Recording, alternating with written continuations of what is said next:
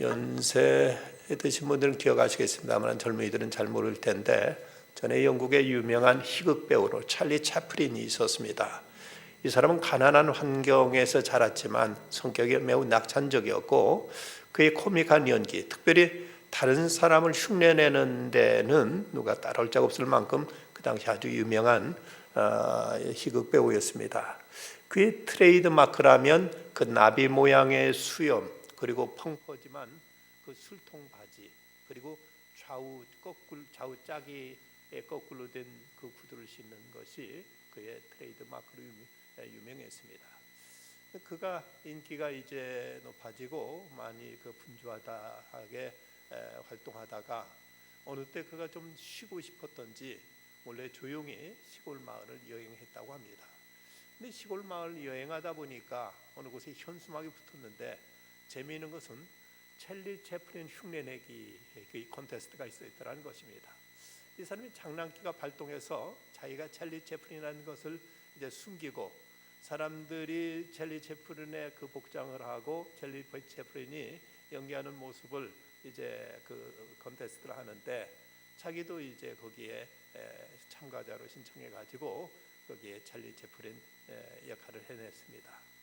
그런데 재미있는 것은 이 찰리 채플린 흉내내기에서 자기가 3등밖에 못했다는 것입니다.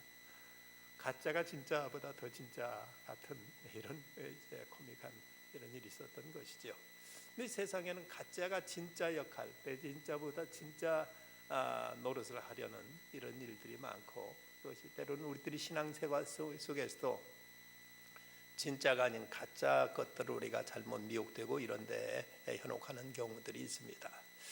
여러분, 그 공부 잘하는 사람 누가 공부 잘하는가 하고 조사해 봤더니 IQ, 소위 지능 지수도 물론 영향은 있지만 그것이 가장 결정적인 이유는 아니라 이제 조건은 아니랍니다. 가장 공부 잘하는 사람의 첫째가 하는 자세는 조건은 집중력이더랍니다. 얼마만큼 집중해서 자기 공부에 거기에 이제 집중하느냐가 공부 잘하는 사람의 가장 우선적인 조건이더라는 이런 연구 결과가 보도된 바가 있습니다. 나치의 박해하에서 그 많은 고난을 겪었던 그 유명한 코리텐붐 여사가 우리가 인생을 살아가는 데 있어서도 초점을 잃지 말아야 된다는 이런 얘기를 하면서 이런 유명한 말을 합니다. 만일 우리가 이 세상을 바라보면 우리는 절망할 것이다. 그리고 또 자기 자신을 바라보면 낙담할 것이다. 하지만 그리스도를 바라보면 안식할 수 있을 것이다. 세상을 바라보면 절망할 것이고 자기 자신을 바라보면 한없이 실망할 것이고 낙심에 빠질 것이고 그러나 그리스도에게 집중하면 우리는 안심할 수 있을 것이다 하고 이런 유명한 말을 했습니다. 그 예수 그리스도의 그 상, 예수 그리스도의 조각상 가운데 가장 유명한 예수상은 돌 월드센이 그 조각한 그 예수상이라고 합니다. 그돌 월드센이 조각한 예수상이 최고의 예수상으로 이렇게 꼽히게 되는데 이분이 이렇게 해서 이제 그 예수의 조각상을 만들어서 훌륭한 조각가로 이제 알려지게 되었습니다. 그가 이렇게 대가로 자리 잡게 되자 프랑스의 루브르 박물관에서 그에게 비너스상을 조각해달라는 제의가 왔습니다. 그렇게 되면 뭐 세계적인 그 유명한 루브르 박물관에서 그 월드센의 이 비너스상을 조각해달라는 것은 그가 이제 조각의 대가로 알려졌다는 것이고 그가 이렇게 작품을 제작해서 거기에 또 전시하게 되면 그는 이제 그의 명예와 또 이제 금전적인 성공이 이제 뒤따르게 되는 것은 말할 나위 없었습니다. 그런데 월드센은 한마디로 거절했다고 합니다. 거절한 이유가 무엇인가 하면 내가 이 손으로 그리스도의 성상을 조각했는데 성상을 조각한 손은 어떻게 이방 신상을 조각할 수 있겠느냐 하는 것이 그의 거절한 이유였습니다. 이 손으로 예수 그리스도를 내가 조각했는데 어떻게 이방 신상을 조각할 수 있느냐. 물론 어떤 예술 작품이란 이유로 조각할 수 있을 것입니다. 하지만 그가 단지 예술 작품을 조각한다는 생각으로 예수 그리스도의 상을 조각했더라면 그런 명작을 조각할 수 있었겠는가? 그렇게 감동적인 작품을 조각할 수 있었겠는가? 그는 자기 신심, 자기 성심을 다해서, 자기 믿음을 다해서 그리스도상을 조각했기에 예수상을 조각한 손으로 어떻게 내가 이방신상을, 비너스상을 조각할 수 있겠느냐고 단호하게 거절했다는 것이죠. 우리의 신앙생활에 있어서도 초점에 대한 집중이 분명 필요합니다. 그런데 이단들은 이 예수만이 아니라 예수 외에 무엇인가 플러스 알파가 있다고 하면서 그리스도 외에 다른 것으로 우리들의 시선을 빼앗으려고 합니다. 예수 그리스도에 집중하게 하지 않고 그리스도 말고 또 다른 뭔가 있다며 이제 다른 것으로 우리 신앙의 초점을 빼앗아서 그래서 이제 그리스도를 버리도록 그리스도가 아닌 다른 것을 섬기도록 유혹하는 것이 이단들의 상투적인 방법입니다. 당시 골로새 교회가 교회에도 이런 이단들이 들어와서 소위 그 영지주의라는 이단이 들어와서 당시 골로새 교회 성도들의 신앙을 미혹했고 저들에게 큰 이제 그 유혹을 던지면서 저들을 이제 타락하게 하려는 이런 미혹이 많이 있었습니다. 이런 때 사도 바울은 오늘 본문 바로 앞에 있는 2장 9절 10절에서 이렇게 역설하고 있습니다.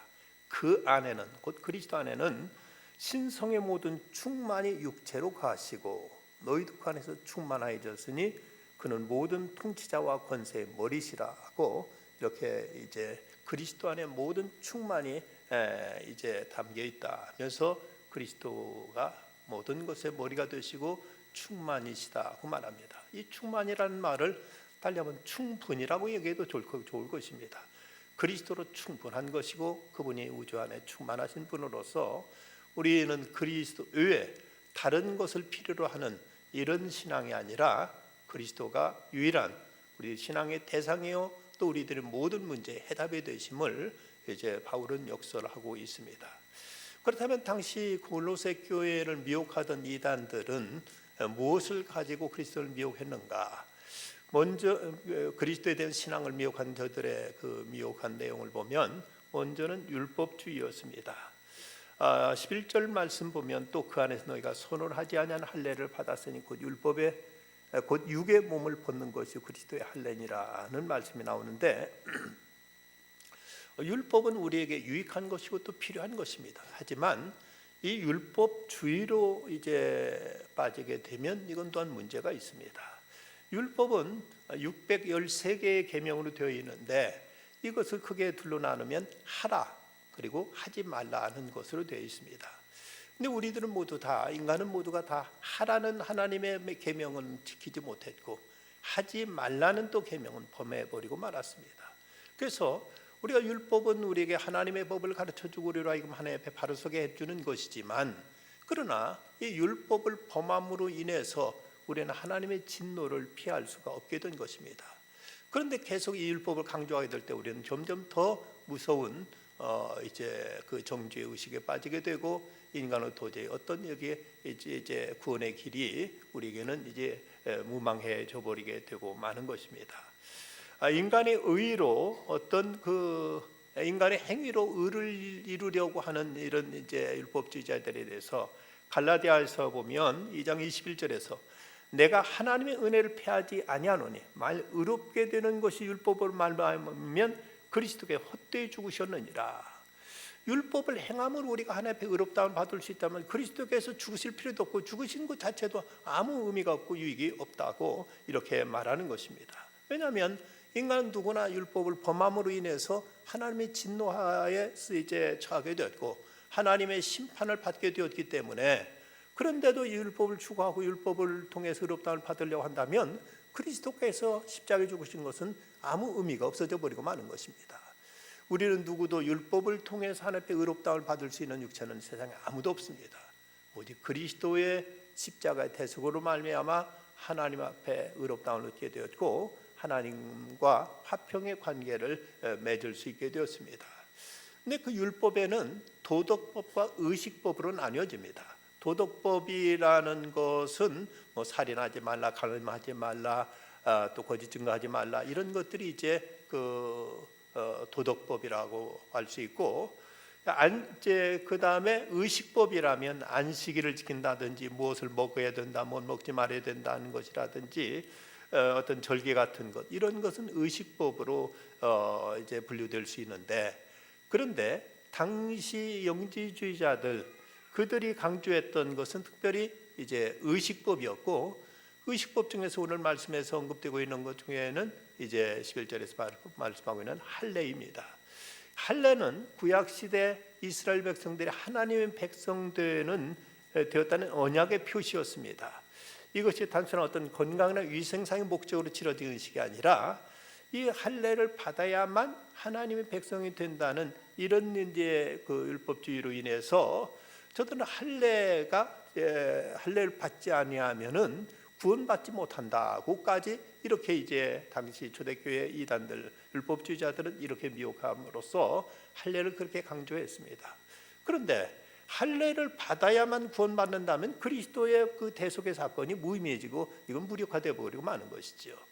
할례가 나름대로 할 이유도 있고 나름대로 어떤 건강상으로나 위생상으로 필요한 일이기도 하겠지만, 이것이 구원의 절대적인 조건으로 이제 제시하게 되면, 그렇다면 그리스도의 십자가는 이것은 이제 그 소용이 없어져 버리고 마는 것입니다.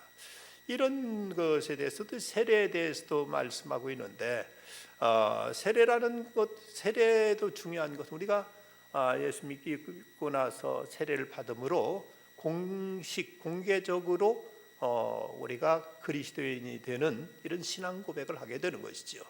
그런데 이 세례도 중요한 것은 바로 이 믿음이 중요한 것이지 세례 의식 그 행위 자체가 중요한 것은 아닙니다. 어떤 데서는 보다 세례를 그 예수님 시대 그때 그 모습처럼 하겠다고 요단강에서 물을 떠다가 세례식을 하는 교회들도 있고, 또 어떤 사람은 또 실제로 요단강까지 가서 거기서 세례식도 하는 경우도 있습니다. 물론 뭐 이제 보다 더 참 그 실감 있게 더 이제 예수님의 시대에 했던 그런 모습을 본받기 위해서 하겠다는 것까지는 좋지만, 그래야만 더 고상하고 더 깊은 더 효과 있는 세례가 된다고 생각하면 이것도 미신입니다. 이것도 이제 중요한 건 아닙니다. 중요한 것은 이제 그리스도와 함께 옛사람은 죽고 그리스도의 새 사람으로 거듭난다는 그 신앙 고백과 그 믿음이 중요한 것이지, 어떤 세례라는 어떤 행위, 그 어떤 의식 그 자체가 중요한 것은 아니기 때문에 이런 것이 이제 어떤 절대적인 조건으로 내세워진다면 이것도 하나의 율법주의자가 되고 마는 것입니다. 16절에 보면 그러면 먹고 마시는 것과 절기나 초하루나 안식일 이후로 누구든지 너희를 비판하지 못하게 하라. 당시 먹는 음식의 문제 또는 이제 어떤 절기의 문제, 안식일의 문제 이런 것을 자꾸 이제 어떤 율법화해 가지고 이것을 강조하면서 점점 그리스도의 대속의 사건은 이것을 약화시키고, 그리고 이제 이런 율법을 지킴으로 의롭다움을 받고 구원받는다는 이런 율법주의자들의 미혹이 있었습니다. 안식일이라는 것도 이제 하나님께 우리에게 안식을 주시기를 원하시는데 인간이 죄로 인해서 이 안식을 잃어버리고 말았습니다. 그래서 사람들은 뭔가 편히 쉬겠다고 뭐 회의도 나가고 어디도 가서 뭔가 쉬려고 하지만, 그래도 진정한 안식은 여기서 얻어지는 것이 아니라 그리스도로 말미암아서 죄사함 받고 하나님과 화평이 이루어졌을 때 우리는 여기서 진정한 안식을 누리게 됩니다. 예수님께서 수고하고 무거운 짐진 자들아 다 내게로 오라, 내가 너희를 쉬게 하리라 하고 하시면서 우리에게 안식을 주셨는데, 바로 예수 그리스도 그분이 우리에게 안식이 되시고 예수 그리스도 그분이 안식일이 되시는 것입니다. 그래서 그리스도를 믿는 이 믿음이 중요한 것이지, 결코 어떤 이런 그 율법의 조문을 지키고 이것을 행함으로 우리가 구원받는다고 생각한다면 그리스도의 그 십자가와 그리스도의 대속을 무력하게는 이런 불신앙이 되어버릴 수 있기 때문에 이것을 사도 바울은 지금 경계하고 있는 것입니다. 당시 골로새 교회는 이런 율법자들의 미혹이 있었을 뿐만 아니라 두 번째는 신비주의자들의 또 미혹도 있었습니다. 18절에 보면 아무도 꾸며낸 겸손과 천사 숭배를 이유로 너희를 정죄하지 못하게 하라. 그가 본 것에 의지하여 그 육신의 생각을 따라 헛되이 과장하고, 율법주의의 최고선이 어떤 의를 행하는 것이라면 신비주의의 최고선은 저들의 체험입니다. 물론 우리가 그리스도를 믿는 신앙 안에 분명 체험이 있습니다. 우리가 예수를 믿음으로 때로는 신비한 하나님의 음성을 듣기도 하고, 때로는 꿈을 통해서 또 하나님의 계시를 받기도 하고, 때로는 우리가 어떤 질병의 치유를 통해서 이런 신유의 체험을 통해서 그리스도의 능력과 하나님의 어떤 신비한 능력을 경험하는 것도 사실입니다. 하지만 기독교에서 이거보다 더 중요한 것은 하나님의 계시가 더 중요한 것입니다.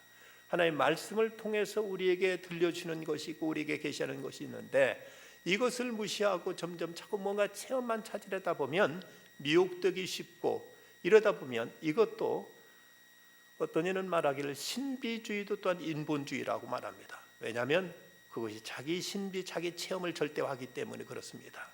신비주의적인 경험도 우리에게 때로 필요할 수 있고 우리들의 믿음이 어떤 역동성을 가져다 줄 수 있는 건 사실이지만, 그러나 보다 중요한 것은 하나님의 친히 우리에게 주신 말씀이 있고, 말씀을 통해 우리에게 당신을 계시하고 있는데, 이 말씀의 계시는 우리가 이것을 이제 가볍게 여기면서 이건 이제 대하지 않으면서 자꾸 뭔가를 체험만 하겠다고 하다 보면 여기 오히려 미혹될 수 있고 잘못된 오류에 빠질 수가 있기 때문에 여기서 또 신비주의를 경계하고 있습니다.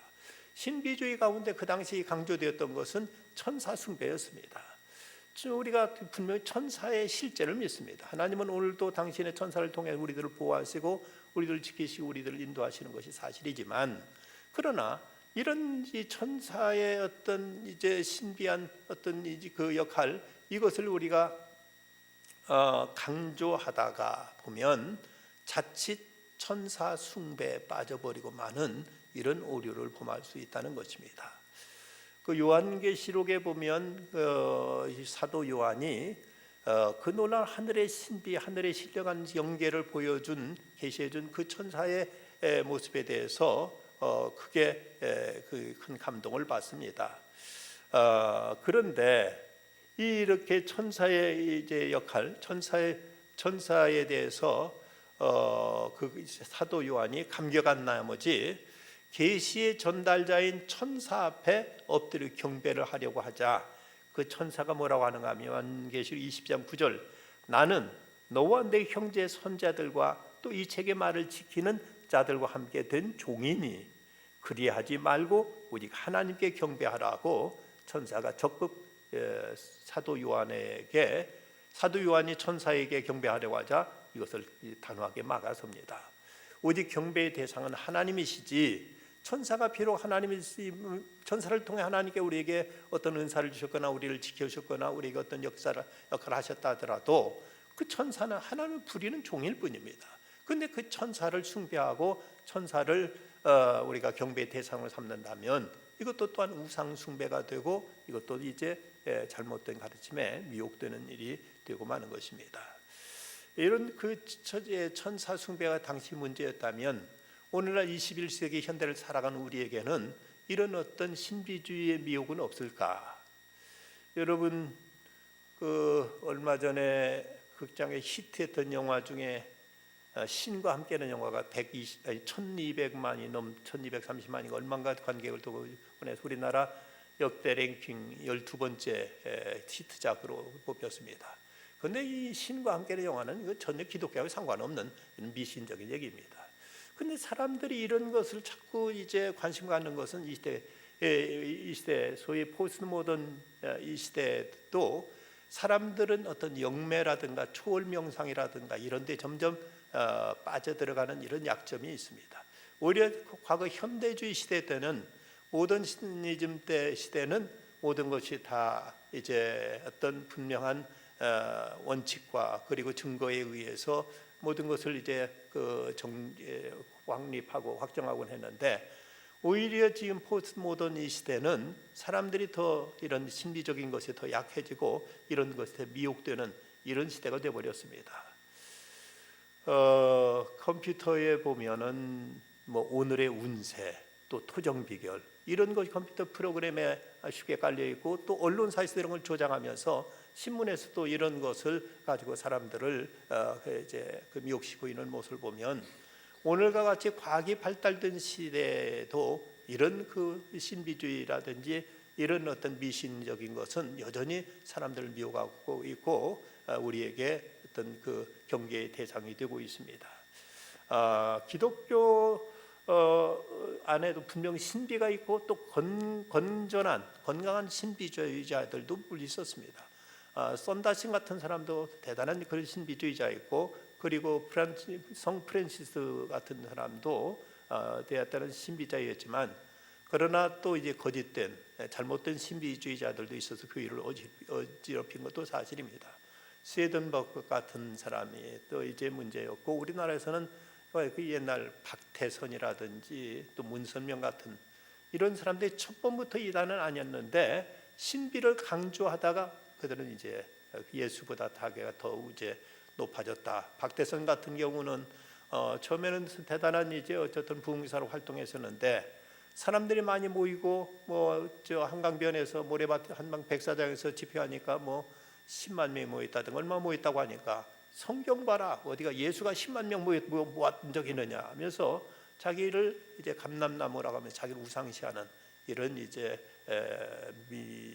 미혹에 빠져버리고 말았던 것입니다. 우리가 신비가 중요하지만 그러나 신비보다 더 중요한 건 하나님의 계시고, 이 신비라는 것은, 이 체험이라는 것은 우리가 말씀과 기도를 통해 하나님과 교제하고, 그리고 우리가 주님 앞에 나와 봉사하고 주님을 섬겨 나가는 과정 속에, 그리고 성도의 교제를 나누는 속에, 그런 가운데 하나님의 은혜가 체험되어지는 것이고, 이런 상황, 이런 일들을 통해서 어떤 믿음의 체험을 쌓아가는 것이 건강하고 바른 신앙이지, 뭔가 꿈을 꿔야 되고 뭔가 음성을 들어야 되고 자꾸 이런 것을 듣다 보면은 스스로 자신을 속이게 되는 이런 이제 문제가 있게 되는 것입니다.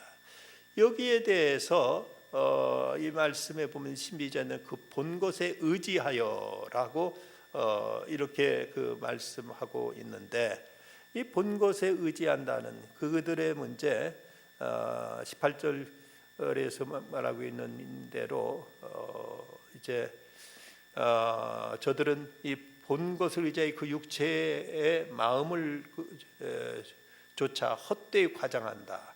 신비주의자들은 그 헛되이 그 과장하는 것이 많고, 또 두 번째는 머리 대신 그리스도를 붙들지 않는 이런 문제가 있습니다. 19절에서는 머리 대신 그리스도를 붙잡지 않는다고 하고 18절에서는 헛되이 과장한다고 했는데, 저들은 이 신비주의에 빠지게 되면 자꾸 작은 것만 하나 가지고도 그것이 큰 것인 양 확대하고 이걸 과장하고, 그리고 점점 그리스도를 의지하지 않게 되는 이런 불신앙에 빠져버리게 되는 것입니다. 여기 이런 이제 신비주의에 대한 그 경고와 함께 또 하나는 금욕주의에 대한 이제 경계를 하고 있습니다. 21절에 보면 곧 붙잡지도 말고 맛보지도 말고 만지도 말라 하는 것이니, 영지주의는 이원론적인 철학에 의해 가지고 인간을 영과 육으로 나눠서 영혼은 선한 것이고 육체는 악한 것이라고 해서 육체적인 어떤 활동이나 육체적인 어떤 열망에 욕구에 대해서는 무조건 다 정죄하는 이런 경향이 있었습니다. 그러다 보니까 이제 모든 걸 만지지도 말고 붙잡지도 말고 맛보지도 말라 하고 이렇게 금기를 자꾸 만들어 가면서 사람을 점점 이제 어떤 억압하고 인간의 육체를 어떤 죄의 도구로만 이렇게 해석했습니다.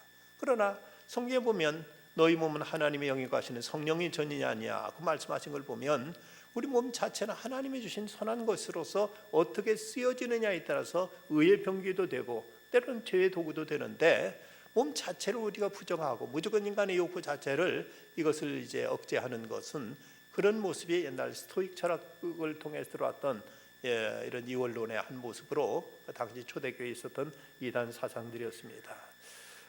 그런데 23절 말씀 보면 오직 육체를 따르는 것을 금하는 데는 조금도 유익이 없느니라 하고, 조금도 이런 것이 믿음에는 실제 그 믿음에 있어 영혼의 우리 영적 경건의 믿음에 유익이 없다고 이렇게 경계하고 있습니다.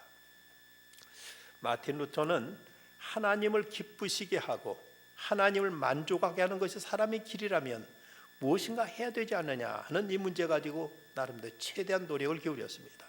그러면서 그 얼마나 금욕과 극기와 또 금식과 또 이제 그 추위 속에서도 그가 고행을 했는지, 그가 말하기를 수도사 중에 단 한 사람만 천국으로 선발된다면 아마 내가 뽑혔을 것이라고 말할 만큼 그는 그렇게 거의 죽을 지경으로 그는 금욕과 거절제를 하면서 로마에는 그 계단 교회 예수님이 그 빌라도 앞에서 법 재판 받으셨다는 그곳에 돌을 가져다가 로마에 이제 교회를 세우는데, 그 돌계단을 수없이 무릎으로 기어오르고 내리면서 그는 숱한 금욕과 절제와 고행을 했던 사람이었습니다. 그런데도 불구하고 그 마음에는 평안이 없었습니다. 그 추위에서 얼마나 얼어붙을 만큼, 뼈까지 얼어붙을 만큼 추운 방에서 고행하면서 이 추위가 하나님을 기쁘시게 하기에 충분한가 하고, 그는 이제 그런 뼈까지 얼어붙을 것 같은 이 추위 속에 고생하면서도 이렇게 한다고 하나님 앞에 충분한 일이 되겠는가 하고 고민해야만 했습니다. 그런데 시편 22편 1절을 읽다가 내 하나님이 어찌 나를 버리셨나이까 하는 말씀 속에 그는 깊이 거기 사로잡히게 됩니다. 하나님께 그 아들 예수 그리스도에게 무엇 때문에 고통을 주셨는가? 예수님 버림받은 그 느낌마저 갖는 심한 고통을 왜 주셨는가? 이 문제를 가지고 고민하다가 그는 그리스도를 다시 바라보게 되었고, 벼락치는 그 무서운 심판의 하나님이 아니라 용서의 하나님을 발견하게 됩니다. 용서와 사랑의 하나님이 그에게 보여지면서 내가 하나님 위해서 무엇을 얼마나 했느냐가 문제가 아니라 내가 하나님 앞에서 무엇이 됐느냐가 하는 이 실존적인 질문 앞에서 그는 의인은 오직 믿음으로 말미암아 살리라는 이 말씀 속에서 그는 이제 참된 중생을 체험하게 되는 것입니다. 육체의 금욕이 의를 이루지 못한다 하는 이런 이제 이야기가 있는데, 어떤 목사님이 성경 공부하는 그 장로님하고 성경 공부를 인도하는데, 장로님이 목사님한테 묻더랍니다. 목사님, 제 왼손가락을 보신 적이 있습니까? 무심코 그동안 못 봤는데 유심 봤더니 왼손가락에 그 손가락 하나가 없더랍니다. 아, 왜 그러십니까? 무슨 사고 당했습니까? 했더니 장로님이 고백하는 얘기가, 이분이 예수 믿기 전부터 도박에 빠졌는데 예수 믿고 나서도 이 도박을 끊지 못하고 계속 도박을 했다고 합니다. 오늘 밤 늦게까지도 도박을 하고는 새벽에 집에 들어왔는데 보니까 아내가 울면서 기도하고 있더랍니다. 그 모습을 보고는 이제 내가 언제까지 이렇게 살아야 되겠는가 하고는 그가 이제 비참한 생각이 들어서 다시는 도박에 손대지 않겠다고 부엌에 가서 부엌칼을 가지고 손가락을 잘라버렸답니다. 그런데 사흘이 지나니까 또 도박에 또 손대더라는 것이죠. 그걸 끊지 못하고 고심했는데, 그런데 이상해요. 성경 공부를 시작하고 예수님을 사랑하고 나서부터 한순간에 도박이 싫어지는 겁니다. 그래서 끊게 되었습니다 라고 이렇게 이 장로님의 고백을 하더랍니다. 우리가 참된 경건은 그리스도와의 깊은 교제 속에서 주님을 바로 알고 주님을 깊이 사랑하게 될 때 주님이 싫어하는 것들을 하나하나 우리가 멀리하게 되고, 진정 그 하나님이 기뻐하시는 일들을 찾아서 이것을 도모하면서 우리 경건을 이루어간다는 사실입니다. 목수인 아버지가 아들한테 못질하는 법을 가르치면서 이렇게 말했다고 합니다. 얘야, 못질을 잘하려면 내 시선을 고정시켜야 한단다. 그러면 점차 못만 크게 부각되어서 보일 거야. 그러나 만일 못의 시선을 고정시키지 못해가지고 손등이나 손가락에 시야가 들어오면 10중 8구 내 손에 든 망치가 내 손을 내리치게 될 것이다. 못질하는데도 그 못에만 시선이 집중돼야지, 다른 데 시선이 돌려지면 그 망치는 자칫 손가락을 때려버리고 말 거라고 이렇게 이제 이렇게 가르쳐 줬다고 합니다. 우리 신앙생활 속에서도 우리는 그리스도께 집중하는 훈련을 해야 됩니다. 여기서 무슨 얘기하고 저기서 무슨 얘기해도 우리가 믿는 신앙의 대상은 예수 그리스도지 결코 다른 어떤 신비한 능력이라든지 또 여러 가지 어떤 이제 철저한 고행과 금욕이라든지 또는 어떤 율법주의에서 뭘 지키고 해야 된다든지 이런 것이 우리 신앙의 핵심이 아니란 사실을 우리는 알아야 될 것입니다. 레오나르도 다빈치가 그런 유명한 그 최후의 만찬 그림 가운데 보면 예수님이 앉아 계시고 그리고 양쪽에 제자들이 이제 앉아 있는데 그런데 그 작품을 처음 그렸을 때 거의 완성되어 갈 무렵 친구가 와서 그 그림을 보다가 대뜸 한 말이 예수님 손에 들려있는 그 컵이 야, 이 컵 꼭 진짜 같다. 눈앞에 지금 저 컵이 진짜 있는 것 같다 하고 이렇게 말하더랍니다. 이 말을 듣자마자 다빈치가 뭐라고 했는가 하면 예수님보다 더 중요한 건 없어야 돼 하고는 붓을 가지고 컵을 지워버렸답니다. 중요한 것은 예수 그리스도지 예수님 손에 들려있는 컵이 사람들의 마음 시선을 빼앗아서는 안 된다 해서 그 실물처럼 보였던 겉으로 정교하게 잘 그린 그 예수님 손에 들려진 컵을 지워버렸다는 것이죠. 이단들은 어떻게든 우리들의 시선을 예수 그리스도로부터 멀어지게 하고 다른 것에 집착하도록 이렇게 자꾸 미혹을 합니다. 그러면서 점점 그리스도를 잃어버리게 되고 그리스도 아닌 것들을 우리가 찾게 되고 그리스도가 아닌 다른 것이 우리를 구원할 것이냐 이렇게 이제 미혹돼서 점점 예수 없는 기독교, 예수 없는 신앙을 갖도록 이렇게 우리를 미혹시키고 있습니다. 우리가 중요한 것은 우리가 믿는 것은 그리스도지 그 어떤 것도 아닙니다. 어떤 능력도 아니고 어떤 세상의 철학도 아니고 어떤 신비한 경험도 아니고 어떤 이제 율법도 아닙니다. 예수 그리스도 그분이 바로 우리의 구주시고 그분이 우리들의 믿음의 대상이라면 어떤 경우에도 우리는 그리스도에게 우리들의 신앙의 초점을 거기에 맞춰야 될 것입니다. 저는 도스토옙스키가 한 말이 그렇게 참 그 귀한 신앙 고백으로 들려집니다. 나는 그리스도가 진리의 저 피안에 있다 할지라도 나는 그리스도 편에 서겠다. 세상 사람들이 말하는 진리와 전혀 맞지 않는다 하더라도 나는 그리스도 편에 서겠다 하는 그의 믿음이 얼마나 참으로 바른 그리스도에게 집중하는 믿음인가 하는 이런 생각을 갖게 됩니다.